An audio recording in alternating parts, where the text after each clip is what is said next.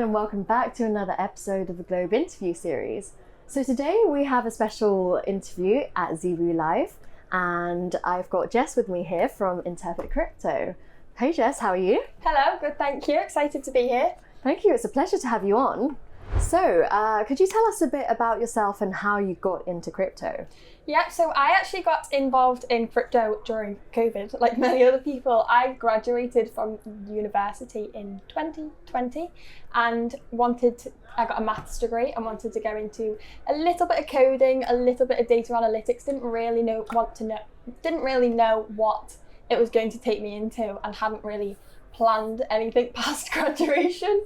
And then COVID hit, started researching, got involved a bit more, started trading, made a little bit of money, and then got into some blockchain development for a very short period of time because I was trying to navigate back to the coding that I wanted to do. Bull market was occurring, I was trading, doing quite well with the trading, and then the whole market crashed and so did my portfolio. And now I have continued with my YouTube channel. I have a YouTube channel, I've not mentioned that part yet. Started that back in 2020 as well. And then I got contacted by that Martini guy, who is a crypto influencer. And now I am a co-founder of his company, Crypto Saving Expert, making educational content for free to help people get into the cryptocurrency space. Wow, for free as well. Yeah, I think we found a big issue in crypto is there's so many sources, there's not many sources you can trust and not many sources that are free. So that's what we're combating. Absolutely. And I am making the video content for that. Amazing. So where can we find this? It's stuff? not live just yet, hopefully launching towards the end of the year, but I'm making YouTube content, TikTok content, Instagram content every single day. Wow. So. Wow, a lot. Yeah. But it should be good when it's live. There'll be a lot of educational content on there. Awesome. Very exciting. Yeah. So you said you come from a maths background. So what was it about crypto that made you want to take that leap into blockchain? Well, it was mainly more the COVID lockdown. People were talking about it. I had no future plans really. I was just getting my degree, concentrating on getting the degree, and then I got the degree and I was like, now what? And a lot of people were talking about it because it was at the very start of the bull run really. And then I started researching it and learned about, because I did quite a coding focused degree. Dissertation was coding and stuff. And then I was learning about this new technology, which was really, really interesting. And then that's what carried me into it. And then I realized I could start trading and make my own money. And then when you've started going into that kind of opinion that you can make more than £10 a day, it's hard to just go back to, when in reality you're probably not, because you have to take in your profits and your loss. But when you make one good trade, you think, well, we can make something happen. So I stuck at it for the last couple of years, and here we are. Here we are. Yeah, so you're talking about, coming into the space during a bull run, which I think most people are intrigued by crypto when it's doing well. Yeah. Right? Yeah. So what are your thoughts on the bear market though? I understand that it's very hard for people to stay around during these periods of time. And I was very fortunate in that it was in the middle of COVID, so I spent my full-time attention for months to learn what I've learned to be able to help me continue through the bear market. I understand a lot of people have full-time jobs where they're researching on the side, they get in for a bull market, they get stung, and then they leave.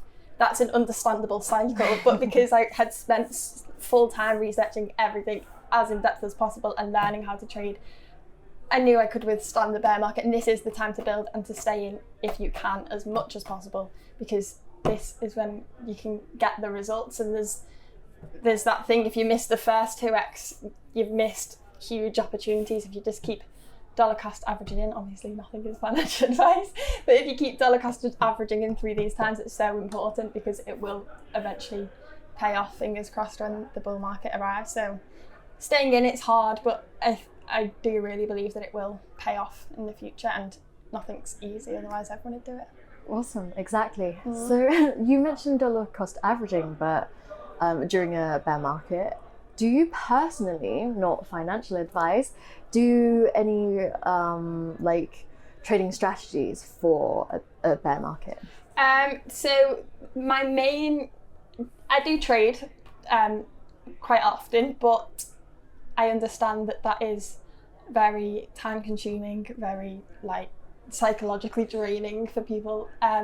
Dollar cost averaging I also do regularly. I believe that is the best strategy. Even if you have £100, you shouldn't just dump it all into the market. If you just spread it out, maybe not £100, maybe a bit more, but spreading it out just means that you're not going to have, even with the trades that I do, I have an entry point and then I have prices below that will trigger a buy point, and then when I'm selling and coming out of a trade I have different points that will sell. So if I'm entering a trade or I'm entering an investment, if the market goes down, I'm not getting that fear, oh I want to sell, because I know that I'm bringing that average price down, so that trade is benefiting from which the average price action is taken. If it goes up, great, I'm in profit. If it goes down, the trade's going to improve, the entry price is going to improve.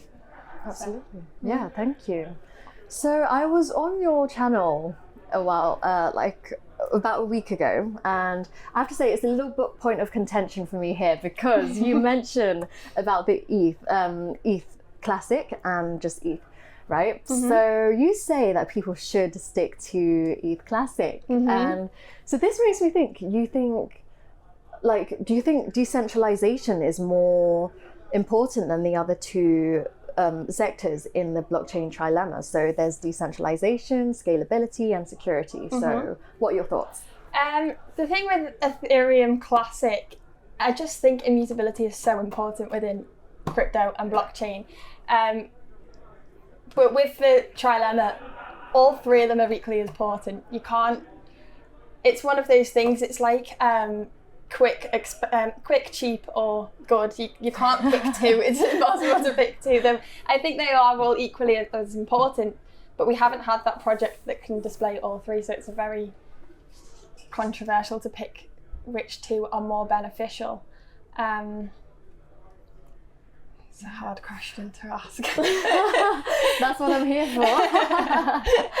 Yeah. So which one at the moment is more important to you? I think decentralization is very, very important, which is, there's this news at the moment that the SEC think they can take jurisdiction over Ethereum because they have 42% of the nodes. That needs to be spread out. That just needs to be spread out. And the whole thing, there was Bitcoin was too centralized, because the decentralization isn't yes or no, it's subjective. It can always be more decentralized, and it can always grow and become a stronger network, which is when you have the issues of scalability. But with decentralization, that is what we've all come into the space for. I think that is one of the major reasons people come into the cryptocurrency space, because they don't want to trust one source and have one centralized point. So I think that is the most important. It brings more people in, people understand that, and people want to grow on that idea. Absolutely. Yeah, so once we have a fully decentralized community, and then we can work together to make, let's say, one blockchain more scalable or secure, right? After we have the decentralization.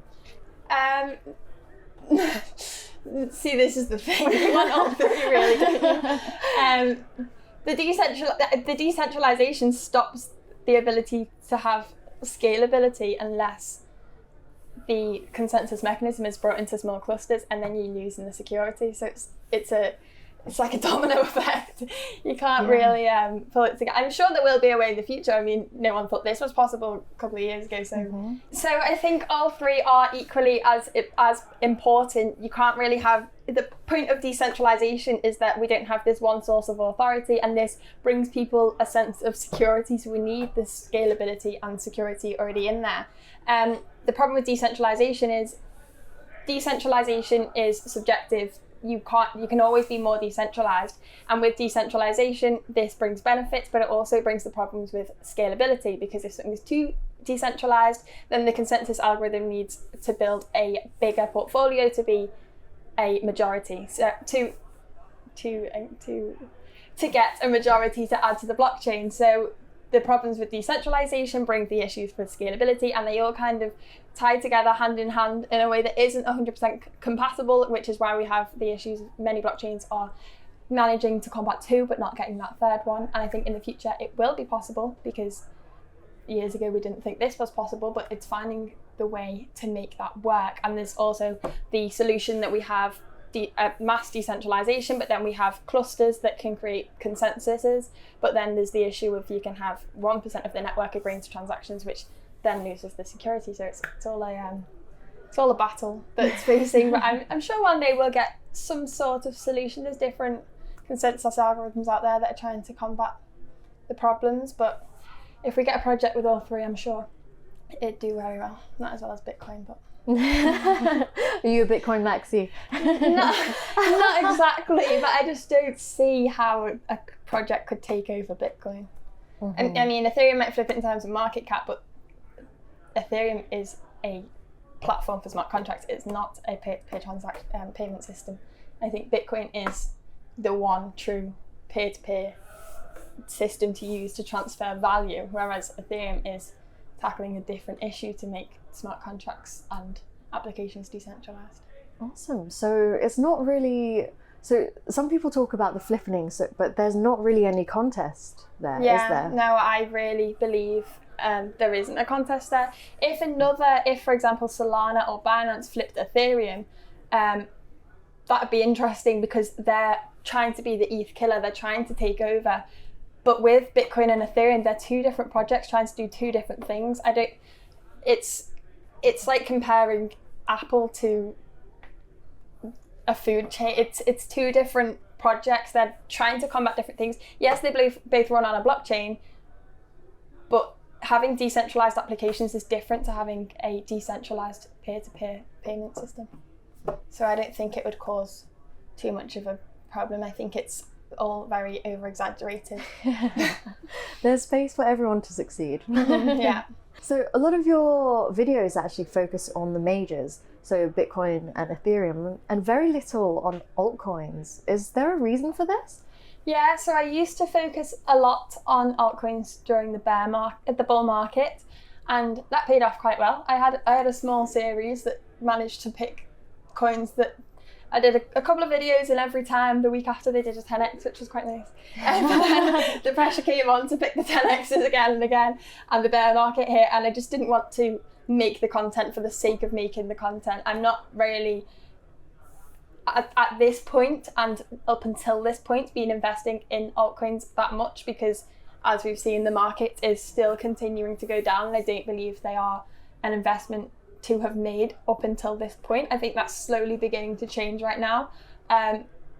But I've been focusing on keeping some capital aside, putting bits into Bitcoin and Ethereum, dollar cost averaging, as I said, because you never do know when the market is going to flip.